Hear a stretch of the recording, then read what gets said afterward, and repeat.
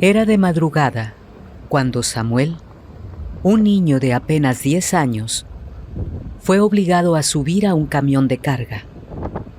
En su desesperación por protegerlo, sus padres tomaron una decisión que cambiaría su destino para siempre: enviarlo lejos de su pueblo.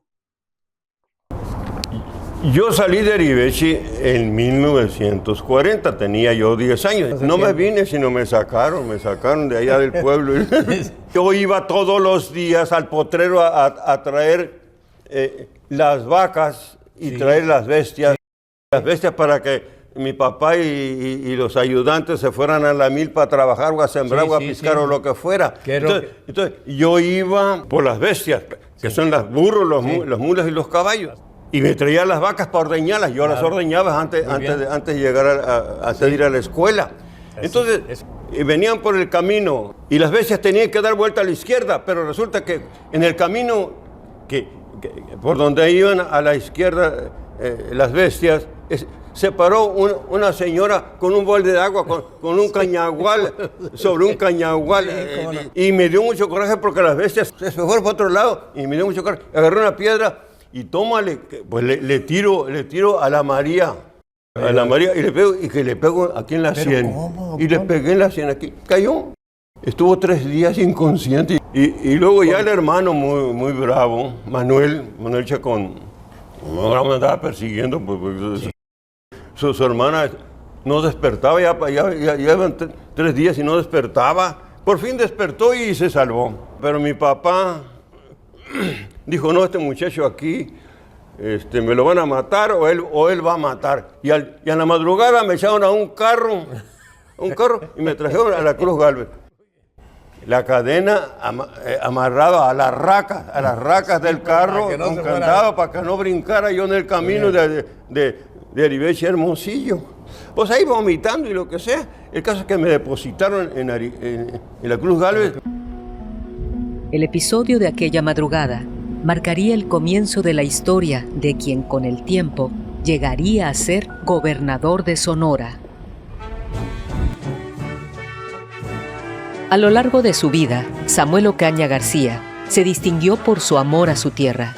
Su trabajo se basó en sus profundas raíces y en una clara visión de futuro. Samuel Ocaña nació el 7 de septiembre de 1931 en Arivechi, Sonora, municipio que se ubica en la Sierra Madre Occidental. Sus padres fueron Rafael Ocaña y Arcelia García, quienes formaron una familia de 8 hermanos.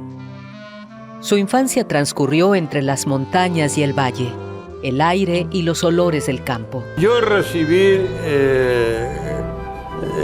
en los 10 años pues el cariño de mi mamá, de mi papá, y aprendí todas las cosas que tienen que hacerse en un pueblo para hacer la vida.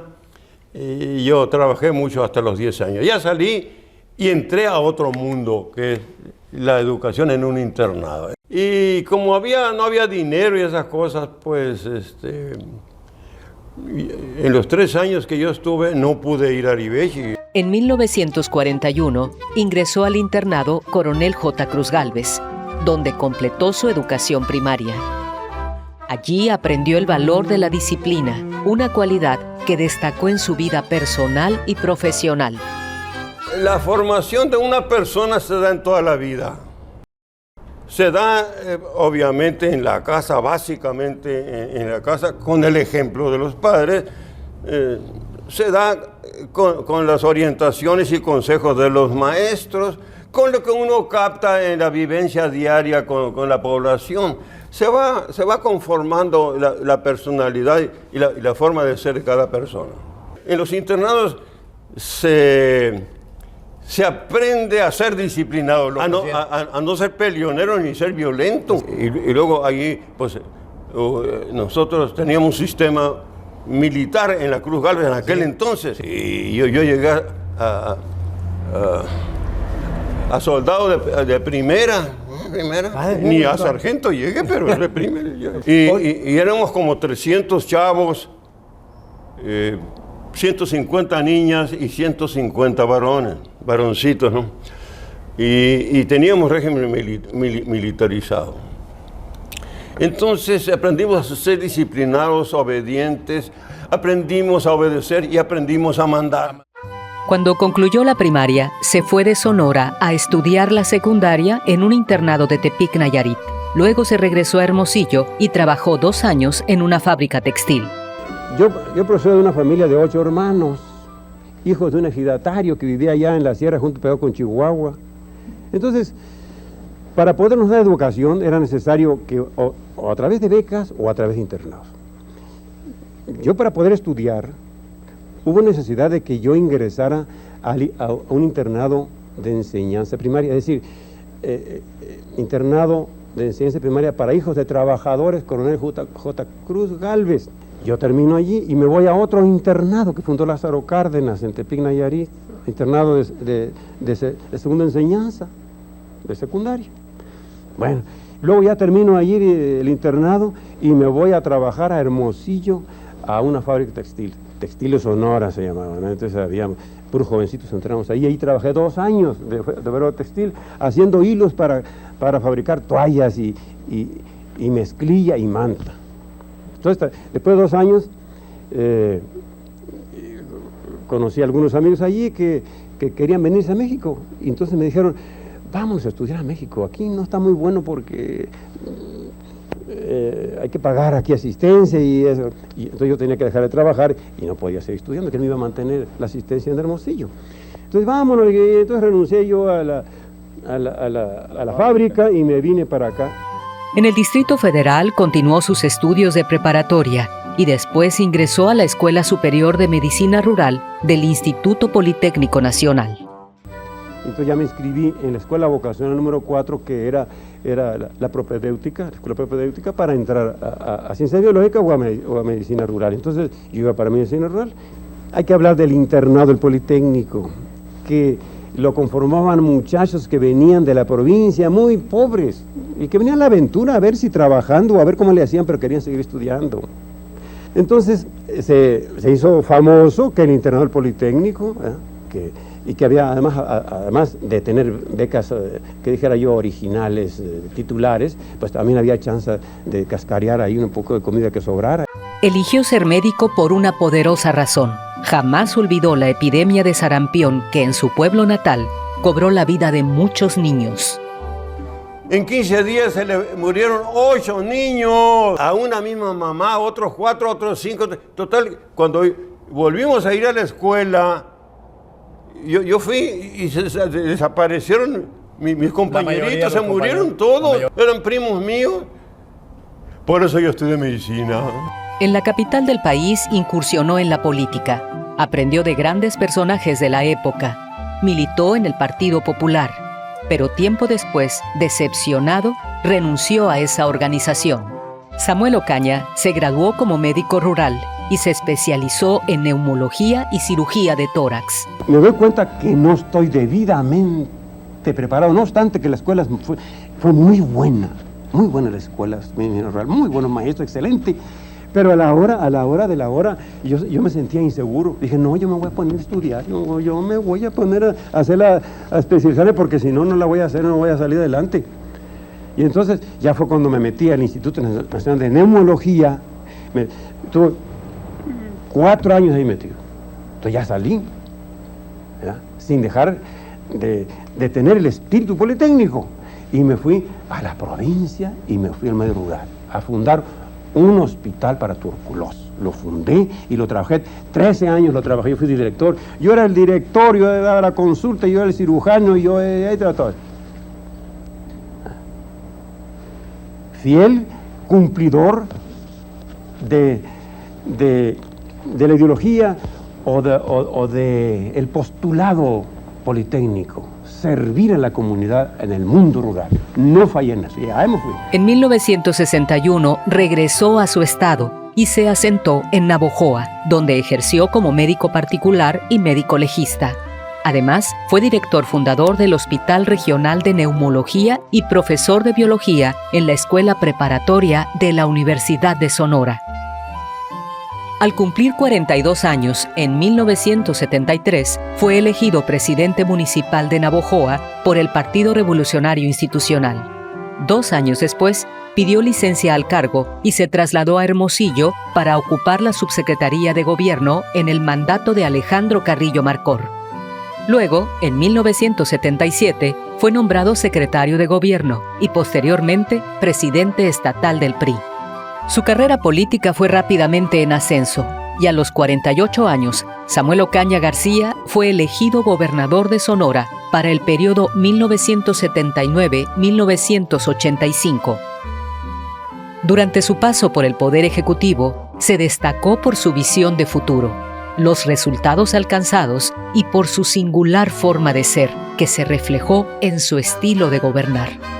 Yo lo conocí siendo yo niño y lo observé siempre en el seno familiar porque era compadre de mis tíos y ahí lo veía. Entonces siempre lo observaba cómo era hasta que llegó a ser gobernador. Yo digo que esa formación, esa visión de gobierno que él tuvo, la tuvo en esa etapa que se formó en la Ciudad de México al lado de personajes de un grandísimo nivel, Alejandro Carrillo Marcor, Adolfo de la Huerta, un exgobernador, expresidente, y este hombre de izquierda que era Gascón Mercado. El Partido Popular. Lombardo Toledano. Y evidentemente ellos lo llevaron con reuniones a ver, veía, escuchaba y leía, y todo lo que vio en la Ciudad de México le dio la visión, esa visión del Sonora de su tiempo, que era un Sonora un poco todavía agropecuario, que necesitaba dar el gran paso.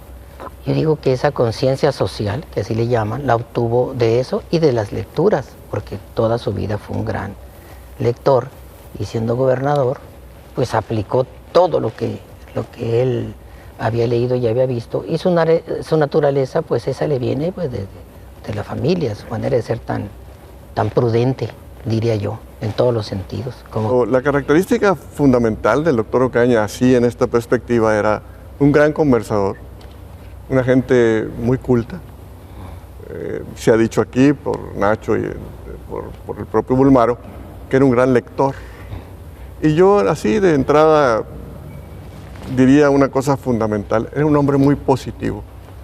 O sea, tú nunca le escuchabas al doctor Ocaña hablar mal de nadie y casi mal de lo que estaba pasando. Al contrario, siempre trataba de ver el aspecto positivo de las circunstancias. Lo disfrutamos mucho de 1969, que él era nuestro maestro de biología en la preparatoria de la Universidad de Sonora en Navojoa. Siempre trajeado, siempre ordenado, se metía en las discusiones estudiantiles, era el tiempos post-68, donde todo era una ebullición política.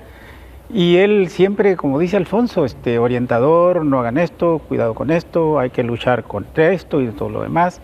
Y a partir de ahí lo empezamos a apreciar en esa personalidad singular de humildad, de acercamiento, de mucha comunicación, que continuó posteriormente como funcionario público, porque 4 años después fue alcalde de Navojoa, estuvo ahí 2 años y medio, se vino al Palacio con don Alejandro Carrillo, y nunca perdimos la comunicación porque tenía esa particularidad del funcionario humilde y sencillo que siempre contestaba el teléfono, por ejemplo, o cuando lo buscabas te recibía, y siempre era una gran oportunidad para explorar mucho en una carrera que ya se tornaba interesante y que culminó como lo vimos directamente.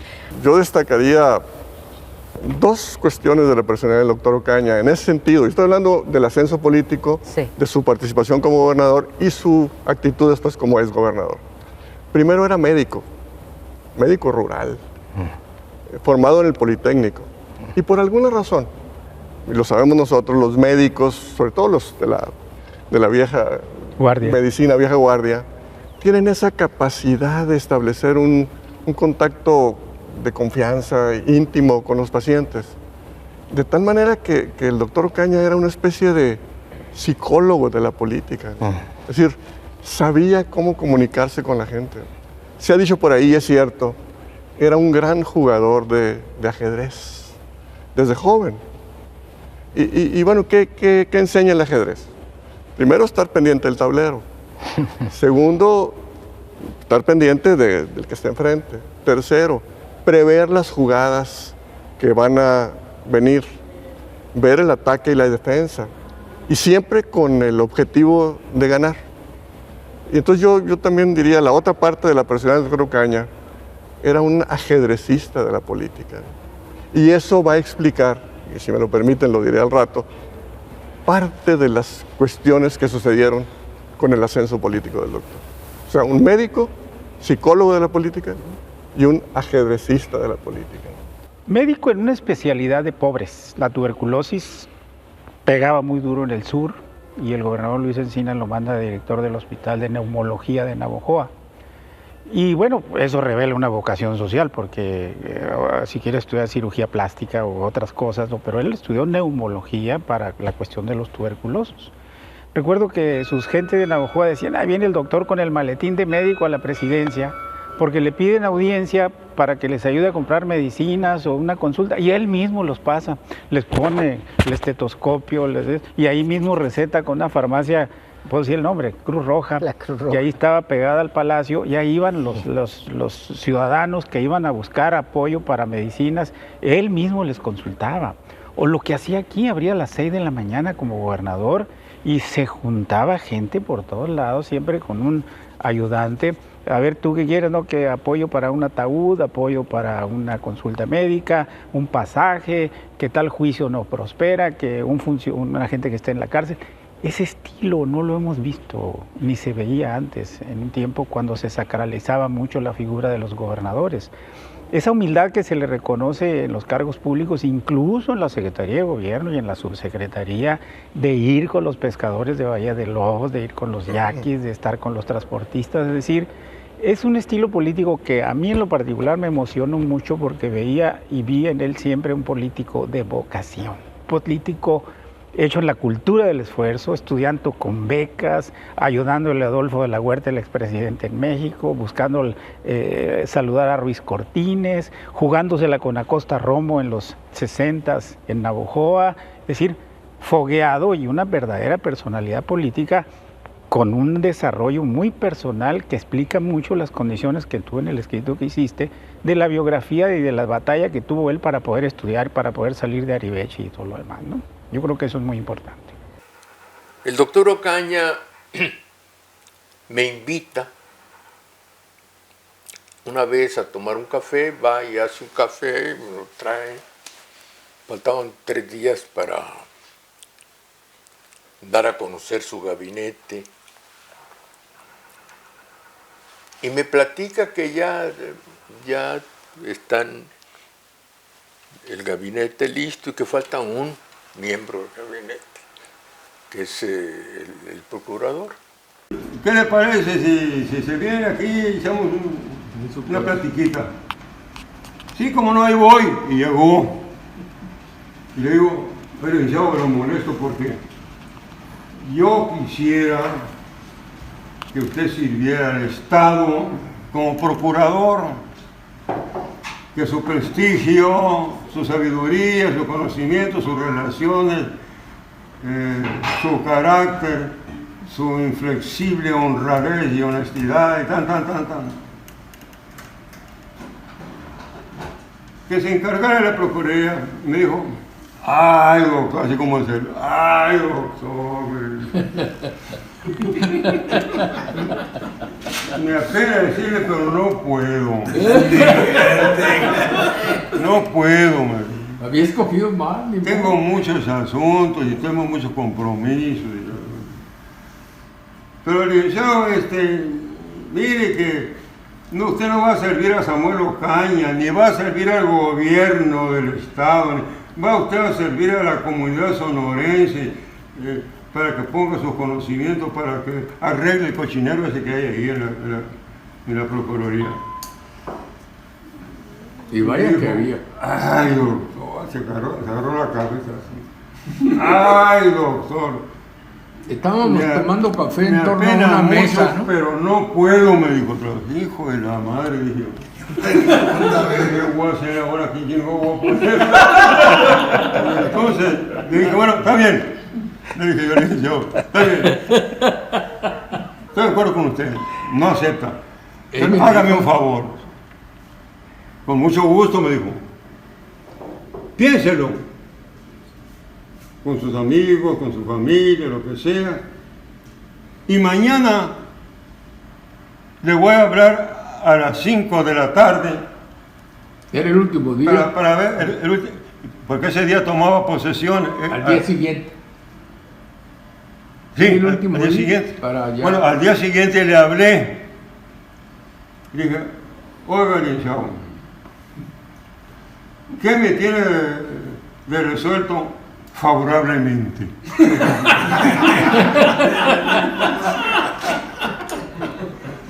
Pues, ay, qué pena, así seguramente me imaginaba yo que estaba en el teléfono. Ay, qué pena, mi querido señor gobernador, y la ciudad, pero no puedo.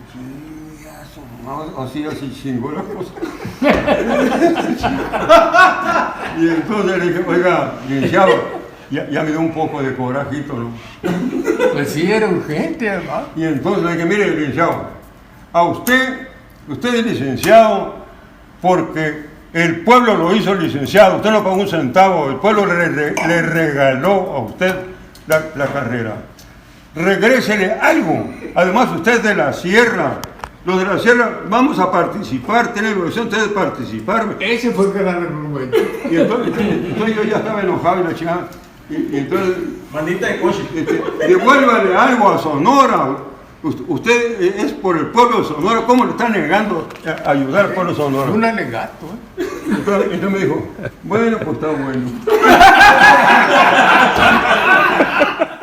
Desde la primera sesión que tuvimos, la orden del gobernador fue que el procurador tratara de introducir legalidad, pero también honradez y decencia en los ministerios públicos y en los policías, que había mucha corrupción, eran cotos de impunidad. Me dice, usted cuenta con todo el apoyo del gobernador. Siempre el procurador, en ese y en muchos otros casos, contó con el apoyo incondicional del Ejecutivo. Siempre. Siempre. Es decir, el procurador sentía que, actuando de acuerdo con la rectitud que nos mostraba en su propia conducta el gobernador, no había ningún problema. Pero además ese procurador estaba dispuesto a afrontar las consecuencias de un error. Algo de lo que destacan de su gobierno es su plan de gobierno y cómo estructuró su equipo de gobierno. La inteligencia, eso digo yo, la inteligencia de un gobernante está en el equipo. Yo revisé el equipo de él, pues yo los conocí a todos, trabajé en ese gobierno. Es que hubo dos cambios importantes, porque esos dos, el secretario de gobierno y el oficial mayor, fueron candidatos a presidentes municipales en Cajeme y en Nogales.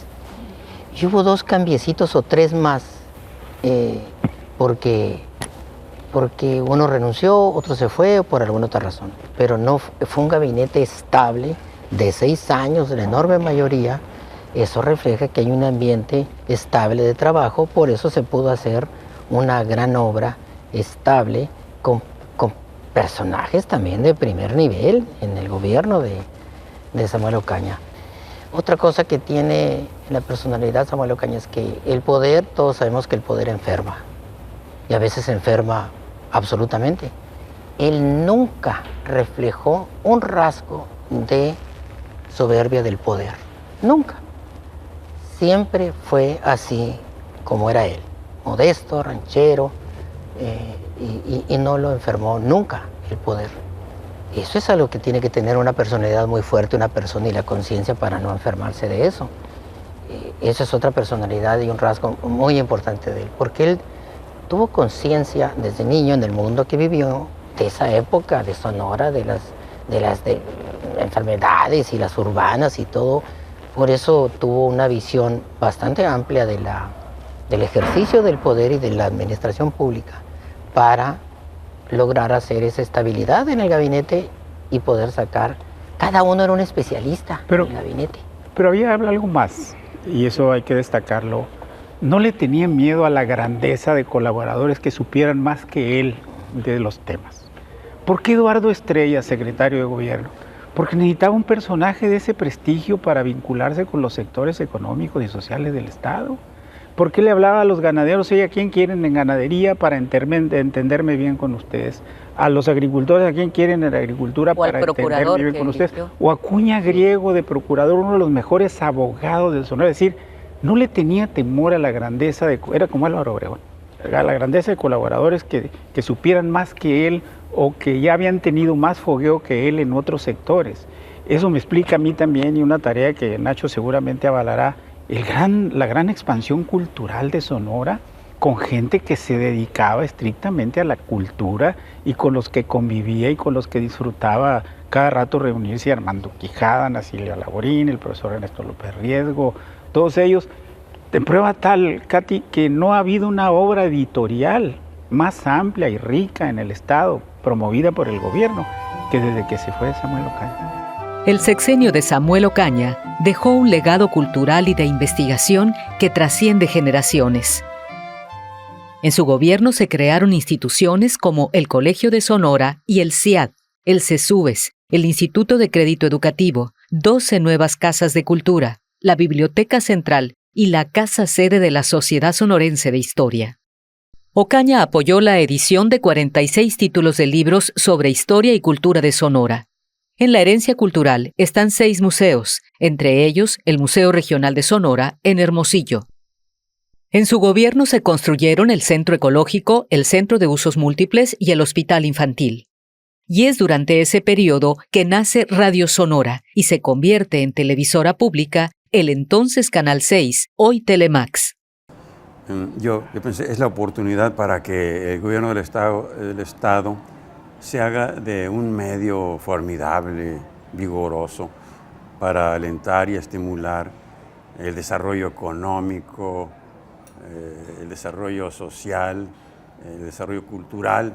Y yo ordené finalmente que se comprara televisión para el gobierno del Estado. Yo siempre estuve y estoy convencido que el Estado nacional o los estados provinciales deben de tener este formidable medio de comunicación, precisamente para equilibrar un poco el trabajo que hacen las televisoras propiamente privadas. Entonces, porque las televisoras privadas son negocio y la televisora estatales tienen un compromiso social. Con el objetivo de preservar la obra de más de un siglo de compositores sonorenses, en 1980 se creó la Banda de Música del Gobierno del Estado.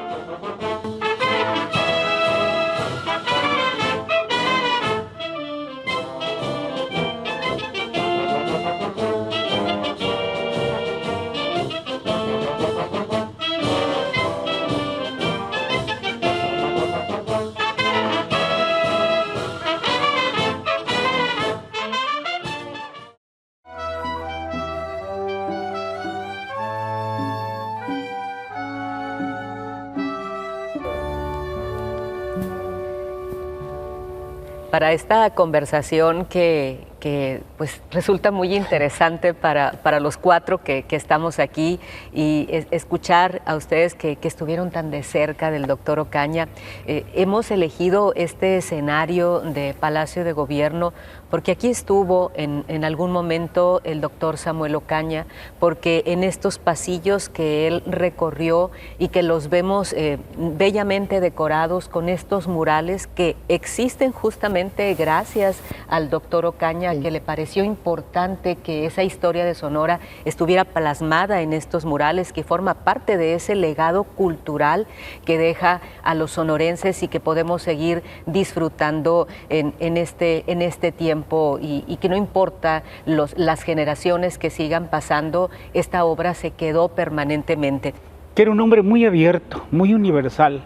Y eso se lo dio la Ciudad de México, se lo dio la izquierda, se lo dio la medicina, se le dio la práctica, se le dio el contacto con la realidad muy lacerante en el sur de Sonora, que lo hizo evolucionar mucho en ideas y sobre todo en la formación política. Nunca fue ajeno realmente a todo lo que estaba pasando, porque es sorprendente cómo para haber salido a los 10 años, tan solo a los 10 años de la Sierra de Sonora, a descubrir un mundo tan distinto al que él vivía allá y enfrentarse de pronto a la gran ciudad que es la Ciudad de México, porque si llega aquí para estar en un internado y luego se va a otro para estar de nueva cuenta en otro internado, toda su vida y todo lo que él iba conociendo, suponemos que era a través de sus maestros, a través de los libros que leía, porque no era mucho el contacto que tenía él hacia afuera, digamos, y todo eso más lo que se foguea y la gente con la que se junta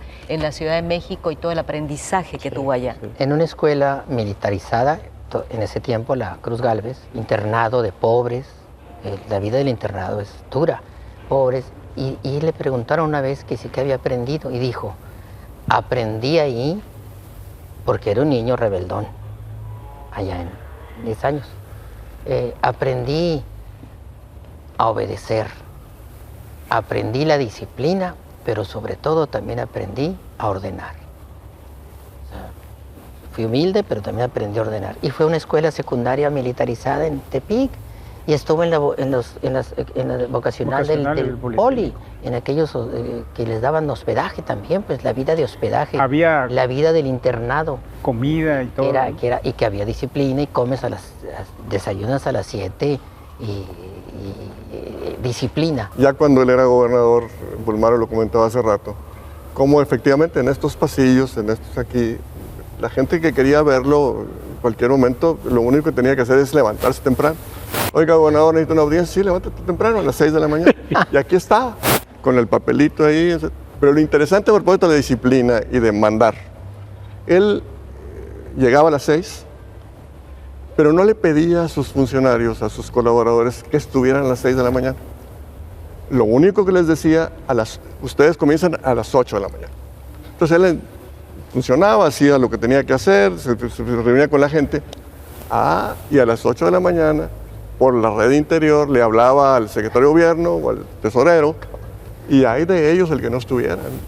O sea, la disciplina era tan firme que si un funcionario a las 8 de la mañana no estaba en su oficina, para que lo volviera a recibir el gobernador, pasaban días, ¿no? Entonces, era la manera de reclamarle a su funcionario. Yo no te pido que estés a las 6 de la mañana, pero te pido que cumplas con tu función, a propósito de la disciplina.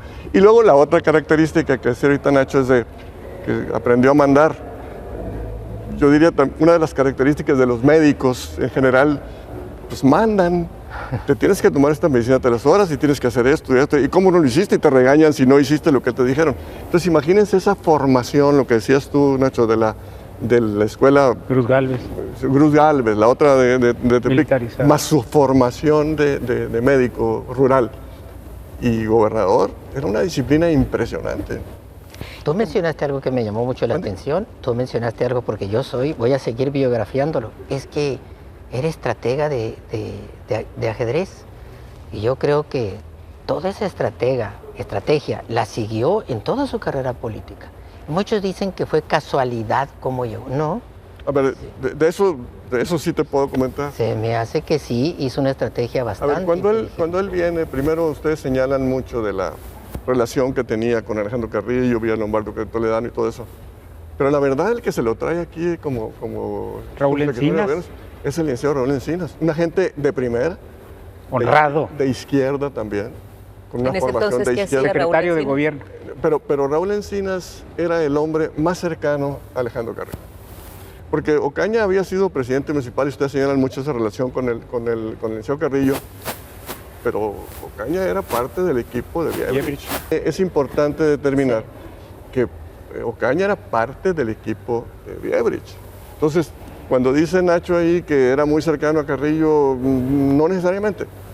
A lo mejor había sido, pero en ese momento políticamente él pertenecía a otro equipo. Y hay que reconocer, su hermano Guillermo es el que lo impulsa a ser presidente municipal. Bueno, entonces ahora sí, lo de la estrategia de ajedrez. Más barato, Guillermo era el médico de la familia Ocaña en Arivechi, eso seguramente salió en las entrevistas.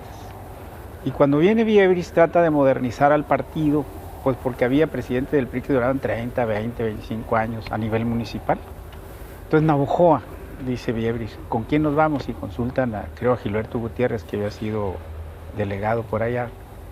Y Guillermo Caña, pues le dice, oye, pues es lo que se cuenta, ¿no? Salvo que Guillermo nos desmienta o cosas por el estilo. Ahí está Samuel. Y allá en el kiosco de Álamo se da un intercambio de palabras ahí buenas de Biebris con Ocaña, el doctor lo mandan llamar y ahí le dicen, oye, ¿cómo ves Navojoa? Listo. Y así es candidato Ocaña en el primer trienio de Biebris, lo que dice Alfonso, sí, que era del equipo de Biebris, que incluso cuando renuncia Biebris, Ocaña viene a decir que renuncien también los presidentes municipales. Eso lo escribe en su librito que sacó hace poco en la Universidad aquí, ¿no? Y yo le pregunté, ¿es cierto, doctor? ¿Es cierto? Por eso es importante lo de estratega político. Sí. Él era parte de un equipo y fue leal a ese equipo de Biebris. Pero su amigo Raúl Encinas lo invita y prácticamente Raúl Encinas le arma el gabinete a Alejandro Carrillo. Alejandro Carrillo había estado mucho tiempo fuera. Sí. Me toca participar ahí a mí. Entonces se viene el doctor Ocaña, viene de subsecretario, después sale el liceo de Encinas, y entonces él se queda secretario de gobierno. Y voy a decir algo que me parece inverosímil, y seguramente si el doctor estuviera presente me dijera, oye Alfonso, mientes, no estás diciendo las cosas como son. Pero el doctor Ocaña, 2 años antes de la designación de candidato a gobernador, previó con toda claridad que él podía ser el candidato. O sea, nadie, yo veo aquí la jugada de ajedrez. La jugada de ajedrez era, él preveía lo que iba a pasar, que claro, en política la estrategia adecuada es la que triunfa. Claro. Y la de él triunfó. Sí. Él veía que había una candidatura muy fuerte, que era la famosa Salomón Paz, pero que había una gran inconformidad, y ahorita platicamos de eso también. Y dijo, bueno, yo tengo la posibilidad de ser el primero de los segundos. Es una especie de, diríamos ahora, del plan B. Pero esa parte ahorita le platico. Sí, o sea, lo que quiero decir es que sí era una estratega de la política, previendo lo que las circunstancias podían darse, y ahí se inscribió. Él nos platicaba que... Pero perdón. Bueno, dale. Porque mucha gente dice, no, pues estaba el doctor Ocaña ahí de presidente del PRI, y él estaba esperando ser diputado federal, y de repente lo agarraron y hicieron gobernador. No, una gobernatura no se consigue así.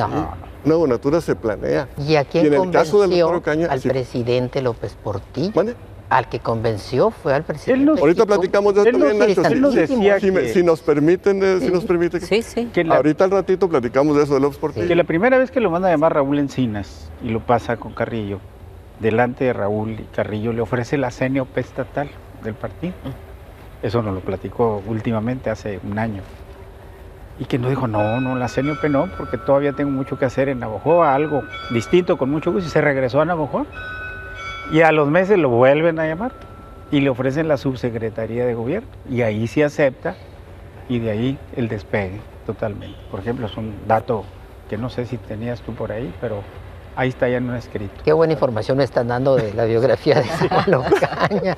Le voy a continuar. Es la parte no escrita. Humanista y no escrita. Pues qué bueno que nos están contando todas estas cosas. Es una plática muy interesante porque hay que destacar, y ya lo hemos tenido la oportunidad de escuchar, pero para quienes por primera ocasión así lo hacen, a Samuel Ocaña nunca le gustó la idea de que se hiciera una biografía de él, ni él mismo quería hacer su propia biografía.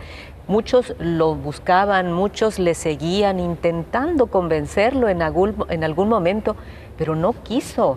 Yo creo que, a ver, ya ustedes me dirán, ¿nunca estuvo consciente del personaje que él era? Pero era mitad y mitad, era muy bueno para... Eso no lo pongas, te decía. Sí. O te contaba eso, no vayas a poner eso, te decía. Y yo no, sí lo ponía, ¿no? Pero pues si ya lo dijo. Sí, ya lo dijo. ¿Cómo por ejemplo, guardarlo? Cuando lo manda a llamar Sansores a él y a Florencio Salazar, siendo presidente y delegado del PRI, y les dice, señores, prepárense para enero, vamos a sacar la convocatoria el 4 de enero y el candidato es Ernesto Uruchurtu. Se vienen a Sonora y se aíslan en Arivechi, no sé dónde, porque está en la ebullición, en lo que tú dices, Salomón Faz y cosas por el estilo. Por allá el 27 de diciembre los vuelve a llamar Sansores y le dice, señores, no va Ernesto Peu Urzurtu. Nos vemos en enero para la convocatoria, pero no está decidido el caso Sonora, por ejemplo. Eso no lo vayas a ponerme, pero sí, era parte fundamental de la historia, ¿no? Y no me dijo nada. Sí, lo puse, lo escribí, todo lo demás, pero es parte de una historia, porque en aquel tiempo López Portillo estaba reviviendo a Lauro Ortega, Antonio Carrillo Flores, a puros de su generación, y pensó en don Ernesto Peu Urzurtu, candidato a gobernador. Al rato abordamos por qué no fue Urzurtu. Pero en sus memorias López Portillo puso el nombre de Samuel entre los posibles después de que tuvo la audiencia con él. Pero creo que hay detalles que hay que profundizar. Nos fuimos con mi mujer otra vez al cine y otra vez las tortas de risa y muy ricas. Y llegamos otra vez a las 11:30 al hotel. Y cuando llegamos al hotel y había como unas 100 gentes. Y entonces le dije a mi mujer, ya tenemos candidato. Ya tenemos, vamos a ver quién es. Y entonces de allá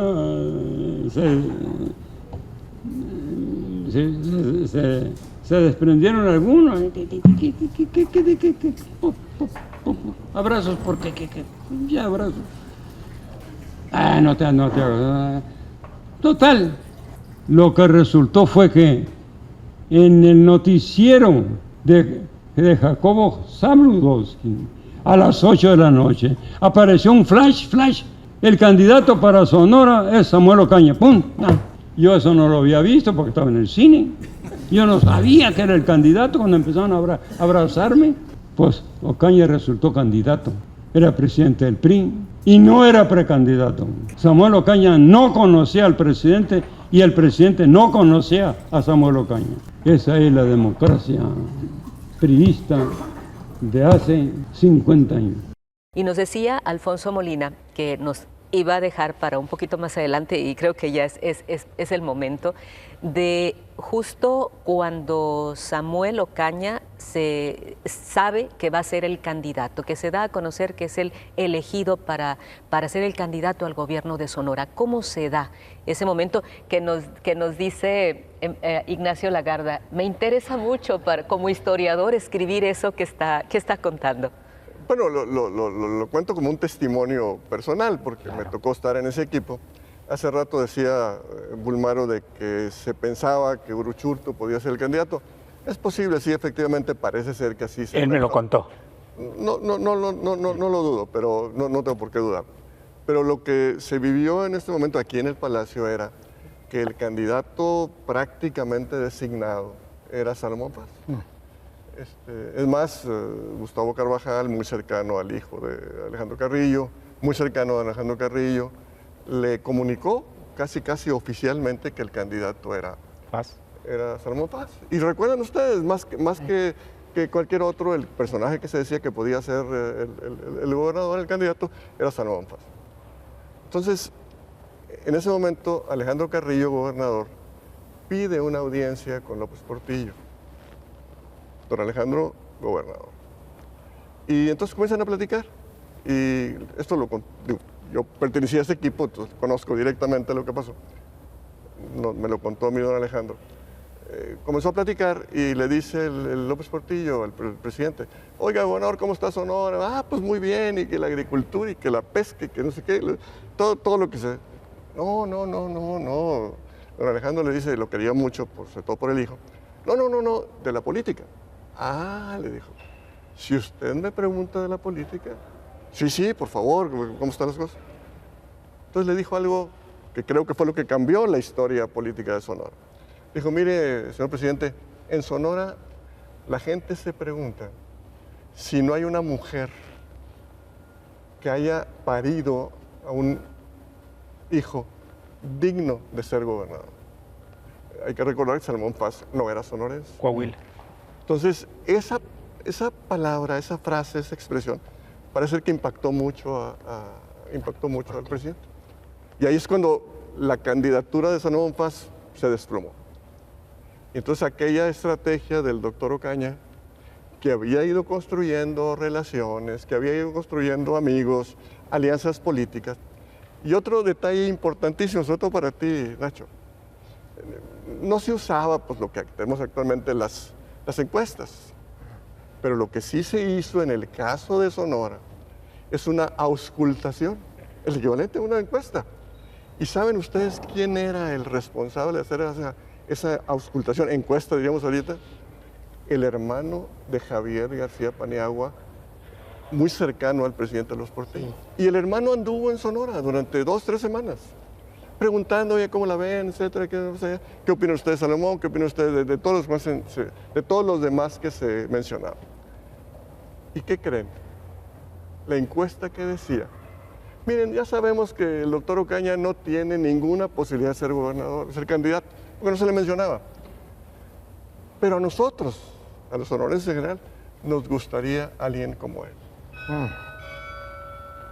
Y ahí sí, Nacho, viene la entrevista de Samuel Ocaña, que auspicia Reyes Heroles, sí, para que lo reciba el presidente. Entonces le pregunta al presidente, oye, usted, oiga, ¿qué opina de todos los que se decían de Salomón Faz y de Aldí? César Tapia. Y el doctor Ocaña, con esa inteligencia que le caracterizaba y esa agudeza política, ajedrecista de la política, dice, presidente, usted ponga el que usted quiera, yo lo saco, yo soy el presidente del PRI, yo lo gano, usted gana las elecciones. Entonces le pregunta a López Portillo, oiga, ¿y usted como precandidato? No, le dijo, reléveme de la responsabilidad de hablar de mí mismo. Fíjense, estamos hablando de un personaje único en la historia de Sonora, en la historia política de Sonora. Y entonces, ya, no quiso hablar de él. Entonces, según cuenta el propio Reyes Heroles, seguramente a ti te lo debe haber dicho, el presidente le dijo, oye, pues ya no, Chucho, ya no me mandes a los demás, ya me quedo con el doctor Ocaña. Esa es la realidad. Ahora, seguramente tú le pudiste haber preguntado varias veces al doctor Ocaña, o tú, Nacho, si esta versión que yo estoy dando era real, y él le decía, no, porque era demasiado modesto, pues. Era demostrar su extraordinaria capacidad política. Y como eso era un elogio para él, o un autoelogio, nunca aceptó oficialmente esto. Y construyó un mito de sí mismo, como persona también. Nos tuvo toda la vida a nosotros en ascuas por saber qué había pasado. Y apenas hasta ahora me estoy enterando. Pues nos estábamos enterando todos, bueno, y ahora ya queda para que lo escriba. Y la verdad es que, digo, yo les agradezco mucho que Telemás que me dé esta oportunidad, porque merece el doctor Ocaña. Sí, claro. Que se sepa. Sí, por que supuesto. Esta extraordinaria capacidad política de un hombre extraordinario en la política sonorense. Y que dejó mucha huella. Totalmente. Toda la obra, todas las instituciones que creó y demás. Tenemos que darle a todos los exgobernadores de Sonora su importancia, su valoración, porque todos hicieron por Sonora, ¿no? A mí me preguntaban hace poco, bueno, en el siglo XX, bueno, Ignacio Pesqueira, que se atreve a decirle que no lo reconoce a Victoriano Huerta como presidente, como gobernador, porque Maytorena se fue a Tucson a pasar unos meses allá. Cada uno el tiempo que le tocó. Sí. La diferencia es que Ocaña supo aprovechar extraordinariamente el tiempo que le tocó gobernar. Y en una época muy crítica, porque le tocaron todas las devaluaciones. No tenía nada. ¿Por qué hizo que, a pesar de esas circunstancias adversas que usted menciona, en el que se presentó esa devaluación también en la época de José López Portillo, qué hizo para que, con el presupuesto con el que contaba Sonora y junto con el equipo de trabajo que tenía, poder cumplir las obras que planeó, el proyecto, la visión que tenía para Sonora y dejar este legado? Sabemos que hay circunstancias que tienen que ver con todo esto. Una gran capacidad de gestión. Mira, te cuento mi caso particular. Yo me presenté con él cuando, en aquel tiempo nosotros la jugamos con César Tapia Quijada, varios jóvenes directamente. Pero ya cuando la convenció, ya el mismo, jálense, vénganse a trabajar conmigo, es más, pero yo estaba en educación pública. Y de ahí le hablaba yo permanentemente, doctor, se puede hacer un CBETIS en tal parte, un CBETA en tal parte, una secundaria técnica en tal parte, pero necesitamos 4 hectáreas. A los 3 días ya estaba el terreno ya escriturado, ya listo para que se hiciera la escuela. Por ejemplo. No había cantidad de trámites, cantidad de no había cuestiones pretextos. burocráticas. Él le decía a alguien, oye, necesitamos un terreno, dile al alcalde que lo den y todo, mandarlo a México. Nos llegaban, me acuerdo, en Aeroméxico las escrituras del terreno y eso generó un montón de escuelas, de instituciones, un pragmatismo muy del doctor Ocaña como doctor, como dice aquí Alfonso Molina. Entonces, aprovechó. Segundo, no fue un gobierno de escándalos ni de riquezas malavidas. No recordamos un funcionario público en escándalo de dinero o de cambios súbitos de vida, de la vivienda, del Infonavit, la vivienda en un fraccionamiento de lujo, que no es porque no tengan derecho a progresar, simplemente la medianía juarista debe imponerse en el servicio público. El que quiera hacer negocios, que se dedique a los negocios. Pero creo que eso le dio mucha autoridad con los presidentes. Le toca primero 3 años de López Portillo, 3 años desde la Madrid, un gobierno que terminó con una nacionalización bancaria y otro que enfrentó inflaciones del 167%. Es decir, eso es lo maravilloso de manejar las finanzas públicas, le alcanzó para todo. Y al entrar el otro gobierno en el 85 nunca hubo escándalos, persecuciones, malas famas. Prueba de ello es que el doctor Ocaña, una de las cosas que más se le valora como exgobernador, es que se podía pasear por donde quiera y nunca alguien reclamarle nada. Yo puedo dar fe de que en la estructura de la administración pública, con estos personajes que trabajaban, implantó disciplina. Yo era ingeniero de campo. Disciplina militar, la Cruz Gálvez, sin decir mucho, pero era disciplina de todos. Y había una conducta organizacional en el gobierno que era así, como él dijo. Aprendió a mandar y aprendió disciplina y a obedecer. Esa la implantó en su gobierno. Yo la vi muy jovencito. Claro. Muchachito, recién egresado. Tampoco, ya estabas un poco mayorcito. Un poco lo que dice Bulmaro también. Le tocó López Portillo presidente. Los primeros 3 años al doctor Ocaña. Pero a López Portillo le tenía una extraordinaria simpatía. Y la capacidad de gestión que tenía el doctor Ocaña con ese gobierno federal, que además era donde tenía que ir a tocar la puerta. Claro. Pero tenía una característica, y es interesante lo que dice Bulmar. Por ejemplo, veía al secretario, no sé, el de infraestructura o obras públicas, no sé, para una carretera. Y sí, muy bien, el presidente lo mandaba ahí y platicaba con el secretario. Pero después averiguaba, el doctor Ocaña, gobernador, quién era el director general responsable de las carreteras en el noroeste. Entonces iba como gobernador y le tocaba la puerta y le decía, oiga, yo soy el gobernador de Sonora, ayúdeme con esta. Tenía esa capacidad de interlocución personal con las... Entonces eso le abrió las puertas para una serie de recursos, todo lo que se pudo hacer. Y luego le toca, ya no le tocó la devaluación de los Portillo y todo eso, mejor dicho, le tocó después... Sí, perdón, le tocó después la de Miguel de la Madrid. Y hay que recordar, ya con Miguel de la Madrid la situación no era la misma. Por ejemplo, el secretario de Gobernación pues era Bartlett, ¿no?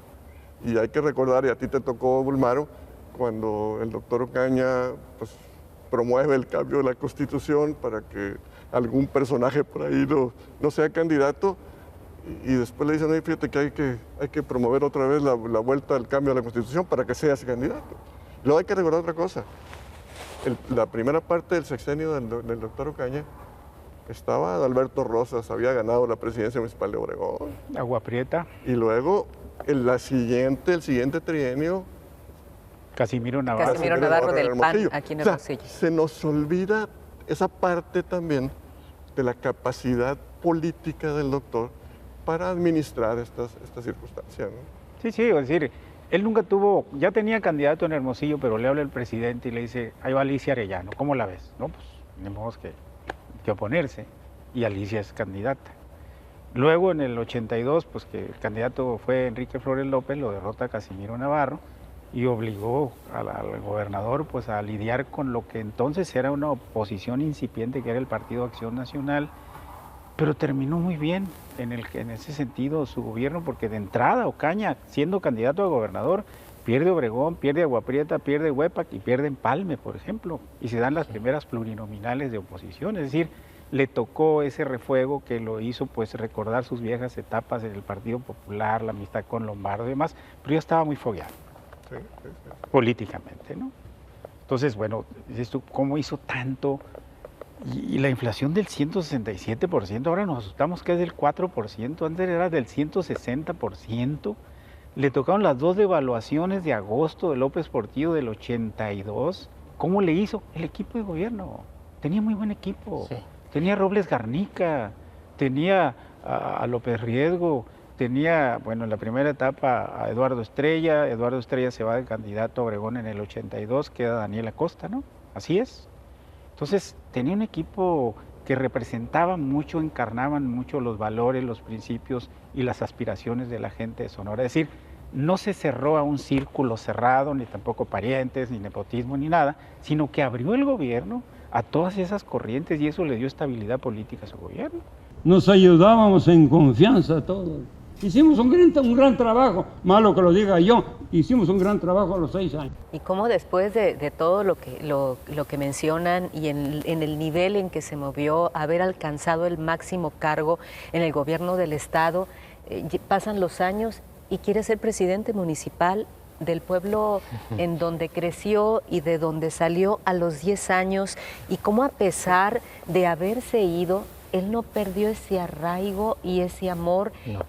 Y vuelve al pueblo y se hace presidente municipal, y vuelve años después y vuelve a ser presidente municipal, y nos contaba el presidente municipal, dice, cuando tú termines, yo voy a ser otra vez presidente municipal del que está ahorita. O sea, estamos hablando que se va él a los 94 Él fue años. 97, 2000 la primera, sí, 93. Y 18, 21 la segunda. Y curiosamente, cuando ya había candidato en su pueblo, hablaron con él y dijo, no, yo con todo gusto, por el respeto que le tengo, pues era niño cuando era gobernador, yo creo, dijo, yo cedo mi candidatura. Y se la cedió. También el muchacho se captó de una grandeza, y fue, y ganó. Y a propósito de todo esto que está mencionando, también les platico cómo estuvo. Es decir, de repente un exgobernador que cuando termina se va a una modesta oficina aquí en Navarrete, y luego ya lo llaman y se va de delegado del partido, luego su relación con Colosio era muy fuerte, lo hacen subsecretario de la Reforma Agraria, y ya, se viene, pero siempre era sonorense, pues, en activo. Y él quería regresar a Sonora, regresa. ¿Y qué hace? Con ese estilo humilde, modesto que tenía, le pide al gobernador electo, a Beltrones, le pide ser el director de centro ecológico. Sí. Pero él se lo pide. Es más, el propio gobernador electo en ese momento, pues, ¿cómo que el gobernador quiere ser? Sí, sí. Y recuerden que el centro ecológico había sido una de sus grandes tantas obras. Y luego ya termina el sexenio con el licenciado Beltrones. Y el candidato a gobernador es López Nogales. Y con el mismo estilo, así con esa modestia, le pide a López Nogales, Armando, oye, dame oportunidad de ser alcalde de mi pueblo. Imagínense la reacción en ese momento Armando era candidato nada más. Pero ¿cómo que el gobernador quiere ser alcalde de su pueblo? Pues sí, quiere ser alcalde de su pueblo. O sea, es ahora sí que aquello que siempre se ha dicho, ¿no? Genio y figura. Y sale de ahí para ser rector de la Universidad de la Sierra. Ahí también lo invita López Nogales. Sí. A petición del doctor Galindo, que es el secretario de Educación. Y vean con qué entusiasmo se dedica a la Universidad de la Sierra. Parecía que tenía 30 años y que era apenas, y lo hace con mucho gusto, ¿no? Y él tenía otra virtud que a mí me gusta mucho en el ejercicio de gobernar. Él tenía la costumbre de reunirse con los personajes de la sociedad de todas partes. Se reunía con los empresarios hermosillenses, tomaba café con los de Navojoa, ¿no? Se sentaba a platicar y a escucharlos. Eso es un ejercicio de política de muy alto nivel. Y tenía como costumbre hacerlo. En el periodo 1979-1985 se destacaron obras de infraestructura educativa e hidráulica. Se construyeron 9 presas, el canal Fuerte Mayo y parques industriales en 7 municipios. En ese entonces, el país atravesó una fuerte crisis económica, pero el crecimiento en Sonora no se detuvo. El proyecto más destacado fue la instalación de la planta Ford en Hermosillo. Este logro representó la inversión privada más importante en la historia del país hasta ese momento, y el Banco de México otorgó el crédito más elevado para un proyecto de industrialización.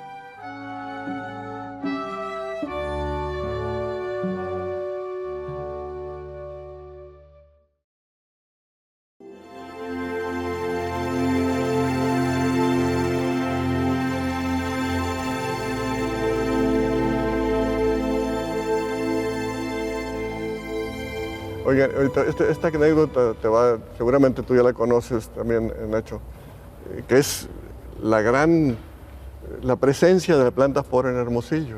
Sí.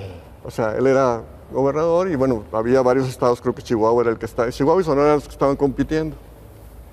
Y finalmente un hombre de izquierda como el doctor Ocaña, sí, le dicen, oiga gobernador, hay que ir a Chicago o a Detroit, sí, a hablar con los directivos americanos ahí en Detroit. Y él dice, no, yo como gobernador no voy yo a los Estados Unidos. ¿Cómo no? Entonces, venían las cosas, bueno, pues hay que ir a Londres. Entonces, lo interesante de esto que cuentan es que va a Londres, llega, no sé, toma el avión, llega al día siguiente, en la tarde-noche, llega a las 12 del día de la reunión, se reúne con los directivos, altos directivos de la Ford allá en Londres, y en la noche se regresa. O sea, fue exclusivamente a esa reunión. Pero hay otra parte que yo recuerdo, cuando Manuel Puebla le dice, es que tiene que usted hablar con el director Latinoamérica, no sé qué, porque de eso. Y le dijo, no me hagas que me hinque ante nadie por conseguir la planta Ford. Ahí está. Esa fue la respuesta. Resuélvelo tú, Manuel, le dijo. De repente llega Guillermo Tapia Calderón a mi oficina allá. Guillermo Tapia, sí, pásalo. Oye, Samuel, me dice, porque éramos muy amigos. Fíjate que anda una información, una noticia en Estados Unidos de que la Ford va a instalar una planta ensambladora y estampadora de la Ford. Va a fabricar carros, aquí va a poner una planta. Y yo creo que debemos entrarle, me dijo. Pues sí, órale. A ver, estaba Aguayo Porza de secretario de Economía, y entonces lo cambié a lo que era su mundo, que era la agricultura, pues era agricultor. Y puse a Manuel Puebla, que es ingeniero, que sabe de la industria y esas cosas. Ya los cambié. Y le dije a Manuel Puebla, esa planta Ford tenemos que conseguirla para Sonora. Ahí te encarga. Que yo pensaba, la Ford es el instrumento para modernizar Sonora. La Ford significa no solo la transmisión, la filtración de las tecnologías modernas de comercio, de la industria, del crédito, de la relación. No solamente eso. La Ford en Sonora, yo la entendía que era decirle al mundo, la Ford en Sonora, en Hermosillo, era un mensaje para todo el mundo.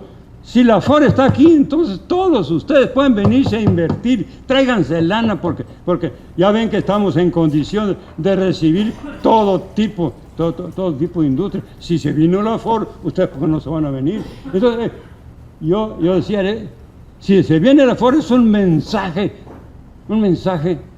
para que todos los capitales de todo el mundo pudieran venir a Sonora. Yo quería transformar a Sonora de una economía primaria de producción extractiva, y que se saca camarón, pero a veces no hay camarón, y que hay minas, pues luego se acaba la veta y ya no sirven las minas, y luego que la agricultura, pues a veces llueve y luego no llueve, y las vacas a veces se mueren y luego no llueve y se despueblan los ríos. Es decir, puras actividades primarias, economía débil de Sonora.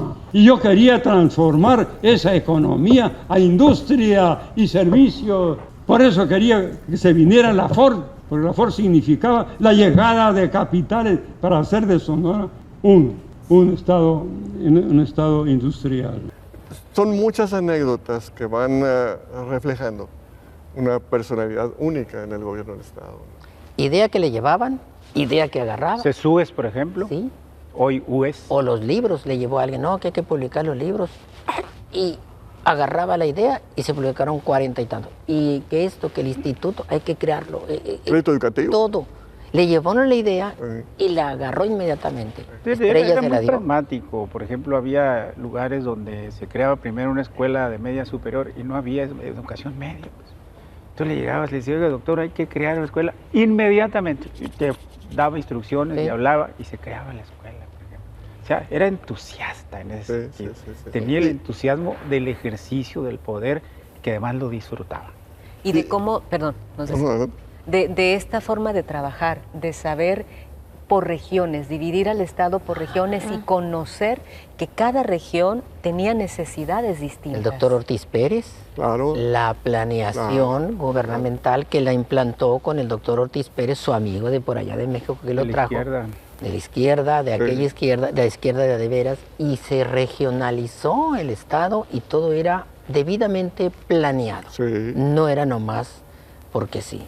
Y Robles Garnica, que fue su compañero en la Escuela Politécnica, que fue secretario de Salud también aquí. Pero se lo quitó Cuauhtémoc Cárdenas, dice. Totalmente. Sí, y después fue senador Robles Garnica. Yo por eso digo que el legado de Samuel Ocaña es un modelo de ejercer el poder para los jóvenes de estas generaciones que quieren aspirar a ser políticos. Por eso quiere escribir la biografía, para que la lean. Este es el manual de conducta para ser un político de siempre, no de circunstancia. Yo creo que el legado, aparte de lo que tú dices, Nacho, es ser congruente entre tu autoridad política y tus creencias morales. Es decir, fue congruente, muy consciente del momento histórico, que por eso como historiador tú no crees en el destino, crees en las biografías personales de cada quien que le dan rumbo y sentido a la historia a través de tus acciones. Y en el caso de Samuel Ocaña, pues ahí están las instituciones que creó, que le han servido al Estado. Yo no conozco una que haya fracasado. Congruencia entre su autoridad política, que era mucha, por su desempeño, por su prestigio, por su capacidad, y sus creencias morales desde el punto de vista político. Es decir, qué hacer, qué no hacer, cuáles son los límites del poder, en qué me puedo meter, en qué no me puedo meter, el respeto al presidente en relación con su sucesión presidencial, la disciplina y el ajedrez, como dices tú, para el manejo de su carrera política, y sobre todo la integración de un equipo al que nunca le tuvo temor a la grandeza de que supieran más que él en las diversas disciplinas. Alfonso Molina. Bueno, yo diría lo siguiente, efectivamente se recuerdan las obras del doctor Ocaña, pero creo que lo que la gente recuerda más que lo que hace un gobernante, y me refiero por ejemplo a la Ciudad de México, ¿no? Si uno le pregunta a un habitante de la Ciudad de México, ¿quién hizo el viaducto? ¿Quién hizo el metro? Pues, muy poquita gente se recuerda. Pero si les preguntas cómo fue Díaz Ordaz, todo el mundo sabe, tiene una idea de él. Cómo fue Echeverría, en fin, cómo fue López Portillo. Entonces yo creo que aquí lo fundamental del caso del doctor Ocaña es que a quien le pregunte uno en el Estado, de los modelos, de los niveles más modestos a los más encumbrados desde el punto de vista económico, todos van a reconocer esa actitud, en primer lugar, de un hombre congruente, efectivamente, disciplinado, honesto y siempre un hombre de bien. Entonces yo creo que ese legado de que se le recuerde así sobrepasa las obras que hizo, que son muy importantes. Ignacio Lagarde. Yo me quedo con el modelo y referente de él y la frase que él dice en lo poco que escribió: hay que ser disciplinado, aprender a obedecer, aprender a mandar, y ahora me entero que hay que aprender a jugar ajedrez como un ejemplo para las nuevas generaciones de política, un modelo de conducta en el ejercicio del servicio público con honestidad, con transparencia, con sinceridad, que ese creo que es el legado que deja para las nuevas generaciones. La vida de Ocaña es muy compleja, es muy simple, pero simple y complicada, como tablero de ajedrez. era muy aficionado al ajedrez. Era una mentalidad muy lúcida y con mucha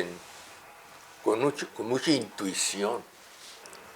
No se iba con los halagos, no se iba con... Era ajeno, incluso le chocaba mucho la parafernalia del poder. En eso tiene razón Alfonso cuando dice que si él le hubiera dicho a Samuel, te vamos a hacer un homenaje, Samuel hubiera dicho que no, hombre, no, eso no sirve, no vale nada. Y sí es cierto, no le gustaban esas cosas. El boato, cambiar de carros cada año, el boato, de las ropas finas, de los grandes lujos, nada, era un hombre humilde en ese sentido. No humilde como débil, fue un hombre, un gobernante muy fuerte.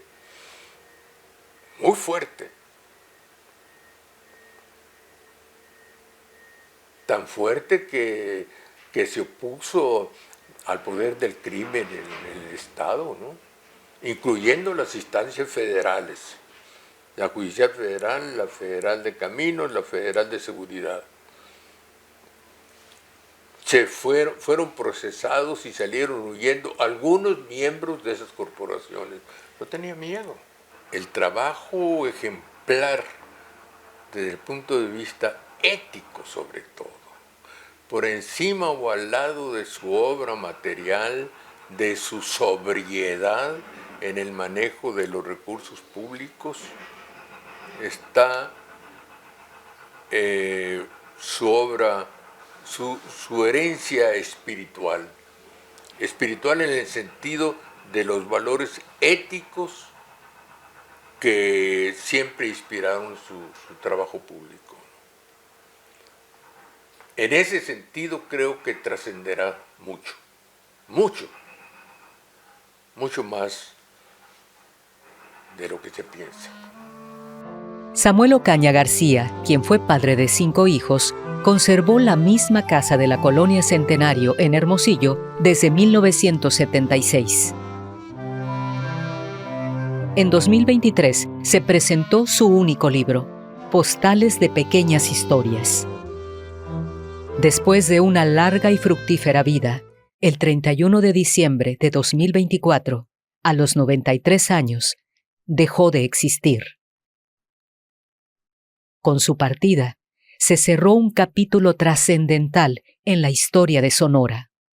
Al rendirle homenaje en este Palacio de Gobierno que tantas veces lo vio pasar desde muy tempranas horas, como efectivamente aquí se dijo, es inevitable pensar en su huella singular en la política sonorense.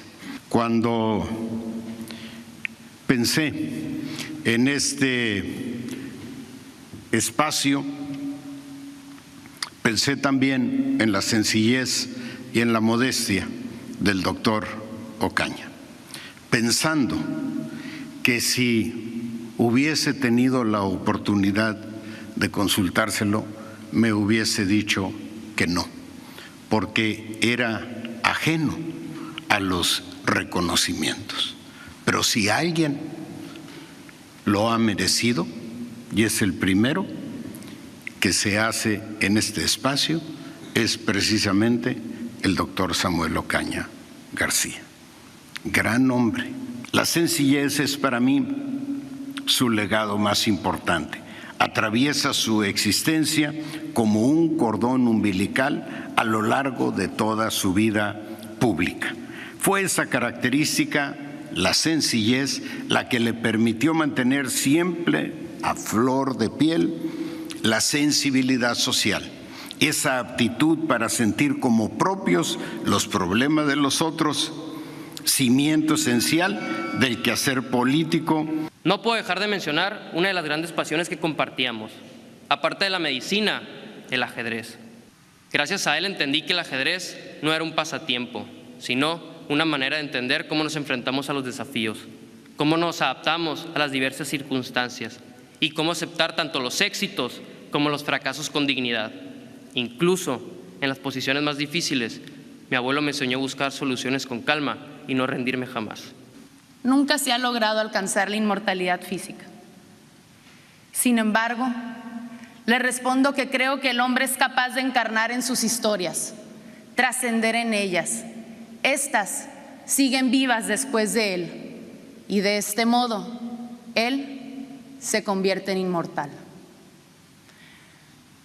Samuel Ocaña vive a través de las instituciones que creó y cimentaron las bases de nuestro Estado.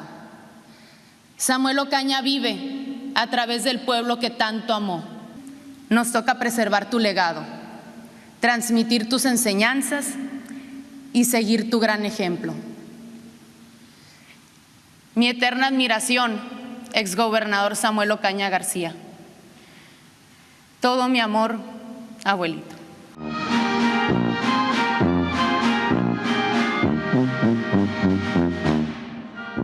En la memoria de Samuel Ocaña estuvieron siempre presentes los recuerdos del internado Cruz Gálvez. A lo largo de los años, regresó en varias ocasiones, preocupado de que esta institución no dejara de existir como un refugio para los niños más desfavorecidos. Me pedía permiso para pasar y recorrer las instalaciones, pasaba por los talleres de educación, de capacitación para la vida, por las aulas, iba a los dormitorios, al comedor, a los diferentes edificios, y él, como al respirar, como que quería llenarse del ambiente de aquí, del internado, y siempre se le rodaban las lágrimas del gusto de estar aquí. Me decía, aquí era carpintería, aquí era peluquería, aquí estaba biblioteca, y platicaba anécdotas de lo que él vivió de niño. En el internado aún se conserva una de las máquinas en la que aquel niño de Arivechi aprendió carpintería. Ya cuando terminó la primaria, se hizo un acto de finiquito, de fin de cursos. Allí nos entregaron los papeles, las boletas y las cosas, y discursos y palabras, y ya se acabó. Y entonces ya me iba. Cuando se acerca el maestro Melitón Galindo, algunos de ustedes lo conocieron, alto, esbelto, gran señor, un carpintero, y me dice, oye muchacho, ¿qué vas a hacer ahora? No, le digo, pues me voy a ir con mi papá a Arivechi. Yo tenía pues 12 años, y me dice, oye, ¿no quieres trabajar? ¿En dónde? En la carpintería. Pues ¿dónde pues? Y entonces recibí eso como un mazazo en la cabeza. Yo de 8 años, trabajador, carpintero. Y le dije, pues sí trabajo. Y trabajé 6 meses de carpintero, allí de ayudante de otros 2 carpinteros que tenía, que hacían muebles muy finos. Y yo barnizaba, y yo lijaba, y yo... 6 meses trabajando. Pero el hecho de que un niño de 12 años le llame a su maestro de carpintería, oye, ¿quieres trabajar de carpintero? Eso fue algo formidable. Yo de 12 años ya soy ciudadano, yo ya soy carpintero de 12 años. Pues eso elevó, fortaleció mi propia estima. Otra vez pensé, yo puedo. Esos son hechos que para mí fueron formativos para perfilar o construir al ciudadano Samuel Ocaña. En una ocasión invitamos al doctor, que viniera, doctor, venga y véngase, que conviva con los niños, pero que se siente con ellos. Y él dijo, pues puede ser en la hora de la comida. Y a nosotros nos pareció excelente que viniera a comer con los niños. No creímos que lo fuera a hacer, porque no deja de ser un personaje, una persona muy reconocida de la entidad. Pues vino a comer con los niños, y nosotros lo invitamos a que pasara a sentarse a comer, y dijo, voy a hacer cola. Y se fue a hacer cola con los niños, y le dijimos, doctor, o sea, hay personal que le va a llevar el alimento a su mesa. No, me dijo, soy uno más, dice, soy uno más aquí del internado. E hizo cola, y cuando llegó con las cocineras que estaban sirviendo, se quitó el sombrero en señal de respeto. Eso a nosotros nos causó una gran impresión, porque en una forma humilde, sencilla, pues denota la grandeza de la persona. Samuel Ocaña trabajó hasta sus últimos años.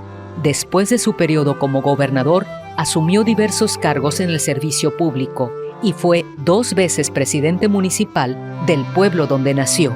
Y luego la siguiente chamba era Mario gobernador.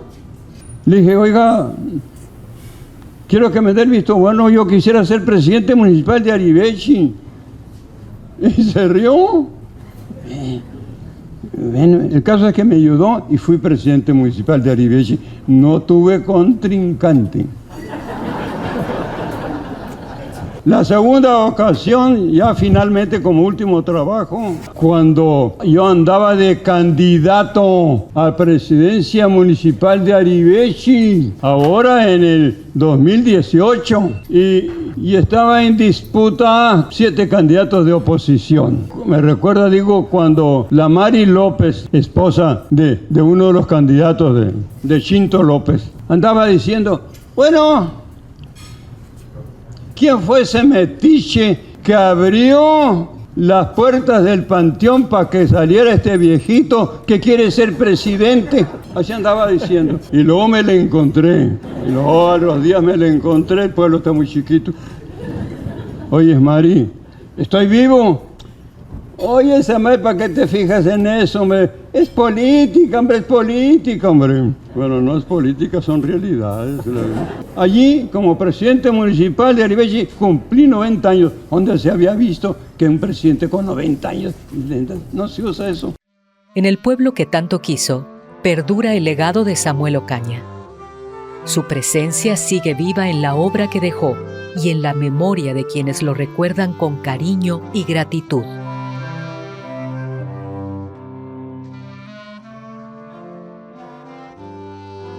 De gratitud, más que todo gratitud por la atención, porque este pueblo eran ya casi escombros, toda la mitad del pueblo lo remodeló él, tipo californiano, si lo ves tú de arriba, ves las tejas, todo esto, esa remodelación que él lo hizo contratando compañías externas, ¿no? Que vinieron, arreglaron la iglesia, la tumbó, la hizo nueva, la primaria, como la ves, la hizo nueva, el palacio municipal ni se diga, no, acá prácticamente no había palacio municipal, él lo hizo. Y la obra máxima de aquí en la región es la presa Cajón de Onapa, ¿no? Que esa es la que todo el tiempo se enfocaba él. ¿Por qué? Porque sabe que los pueblos viven en base a su productividad, ¿no? Y la gente se va yendo porque precisamente muchas veces no hay nada que hacer aquí. Es una copia reducida del bellísimo y hermoso, impresionante kiosco que está en Santa María la Ribera, en la Ciudad de México. Es un tipo moruno, árabe. Entonces, yo viví en México cuando estaba estudiando cerquita de ese kiosco de Santa María de la Ribera. Quedé de gobernador y entonces me ocurrió hacer una copia reducida para que quedara en proporción con la plaza esta, ¿no? Y algunos ingenieros estuvieron trabajando 6 años para construir este kiosco.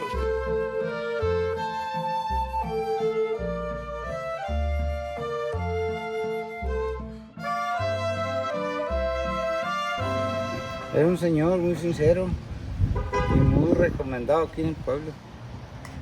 Y muy buena gente con todo el pueblo, por eso tenemos lo que tenemos aquí.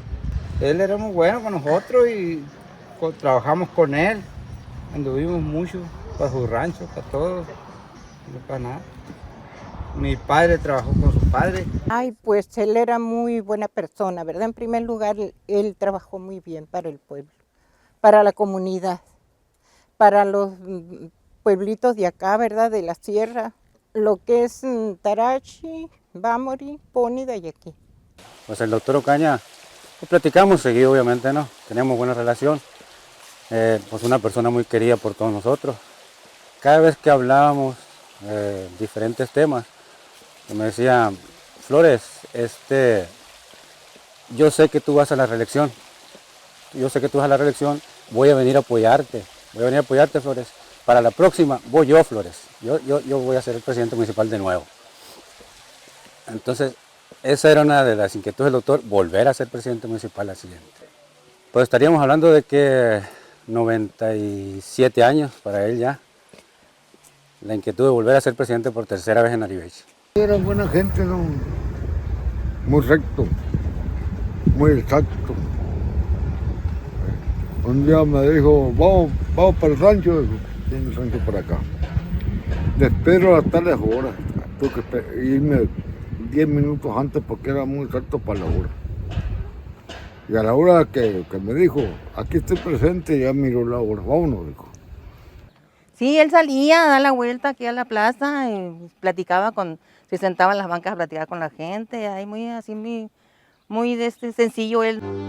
En la comunidad de Bámori, municipio de Arivechi, se encuentra la única estatua de Samuel Ocaña en Sonora, una obra encargada por su amigo Justino Herrera García. Samuel Ocaña siempre mostró interés en apoyar a los niños, en que se les brindaran oportunidades para poder estudiar y acceder a un futuro mejor. Cuando él empezó, porque no, de un tiempo para acá, empezó a recibir la pensión de los 70 y más, ya dijo él que iba a ser para 10 niños, creo que eran 10 niños, y ya él escogió a los 10 niños y él hizo la lista, la relación de los 10 niños a los que se les iba a dar la pensión, ¿no? Y se los dejó encargado en el DIF. Ellos cobraban y les daban a cada niño. Él se levantaba muy temprano. Bueno, nos echaba un grito, tocara con ¡ey! No, era todo, ya sabíamos que era él. Y al levantarnos, a abrirle la puerta y a tomar un café. Samuel Ocaña se entregaba al trabajo día tras día, sumido en largas jornadas, pero también encontraba tiempo para disfrutar de la música y convivir con sus amigos. Espero que tú escuches esta canción. Donde quiera que te encuentres, espero que tú. A él pedía mucho la del moño colorado. La del moño colorado. Pero no me la sé. Pero la del moño colorado es la primera que pedía, era un conjunto. Las que cantaba, aquí la llegaba cantando con la Yoli. 400 kilómetros tiene la ciudad donde vive Zenaida.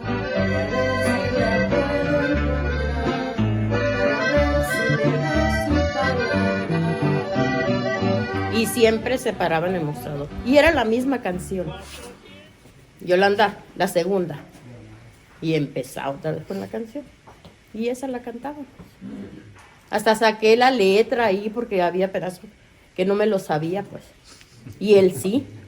No, ya que llegaba con el sombrero ladeado, es que venía de malas. Ya que se ponía el sombrerito así, venía de malas.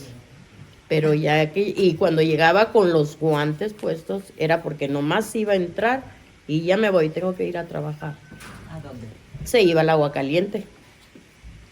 Porque él iba a trabajar, él agarraba la pala, él se ponía a regar las plantas, porque decían que los trabajadores no las regaban completa. El amor de él toda la vida era Agua Caliente, ¿no? Él venía y trabajaba en el ayuntamiento, se presentaba, sacaba pendientes y se iba a su vida. La Agua Caliente se puede decir que casi diario. Siempre que nos comunicamos, la pregunta de él, Flores, ¿cómo está el Agua Caliente? Mis arbolitos. ¿Puedo ir, Flores? Claro que sí, doctor, cuando guste, la Agua Caliente es de usted. Y obviamente iba, recorría, era su vida, era su vida. Empezábamos, traíamos bastantes árboles para plantar, los plantábamos, comenzábamos a regar, regábamos todo el día y toda la tarde. Y ya, cuando regábamos todo, quería ir a revisar todos los árboles, que los árboles eran como niños para él, que los árboles es igual que una criatura, que lo tienes que mantener el arbolito para que te dé fruto y que, no, un historión en cada árbol se ponía a dar y cada árbol lo conocía. te decía que era, de qué clase, qué marca, de todo te decía del árbol. Y muy alegre se la pasaba aquí sembrando, y de aquí no se quería ir. ¿De qué árboles sembraron? Sembramos mucho, plantamos bambú, plantamos palmas, plantamos, hay de limón y de naranja y de toronja, toda la orilla aquí. Hay duraznos, membrillo. Cuando comenzó a hacer la construcción de todos los asaderos, de todas las sombras, de todo, fue cuando ya veníamos a ver toda la construcción cómo estaba. Y logró siempre hacer todo esto que está aquí. Yo me entristecí mucho cuando supe que el doctor murió y que yo al doctor lo vi como cualquier otro aquí de nosotros. ¿Cómo te dijera? No sentía la necesidad de andarlo buscando. Él venía con nosotros. Y yo lo aprecié mucho porque era muy amigo de mi papá desde la niñez, ¿verdad? Y ese es un orgullo que yo tengo. Si estuviera aquí, le iba a dar las gracias por todo el tiempo que me dio y la linda persona que siempre fue. Y que Dios lo tenga en su santa gloria a mi amigo. Sí, muy linda persona. Eso sí puedo, con todo el corazón lo puedo decir. Sí, porque como Samuel en este estado no va a haber otro. Otro político como él. No creo. Muy buena gente.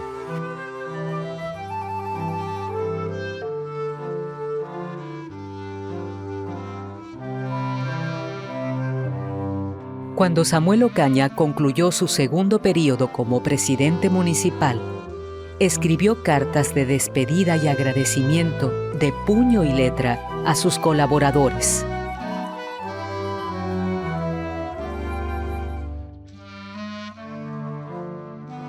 La esencia de Samuel Ocaña sigue viva en Arivechi. Al recorrer el pueblo y conversar con su gente, se escuchan historias de aquel hombre que con su trabajo, carisma y amor por su tierra dejó una huella imborrable en Sonora. La modesta casa de Samuel Ocaña guarda el silencio de su ausencia. Muy cerca de allí, a pocos pasos, permanecen las ruinas del que fue su hogar cuando era niño.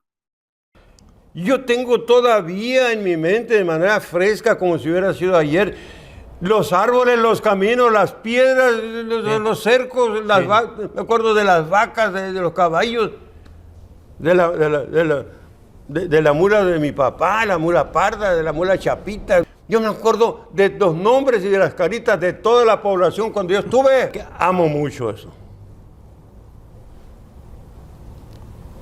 Me duele. Porque amo profundamente lo que yo hacía.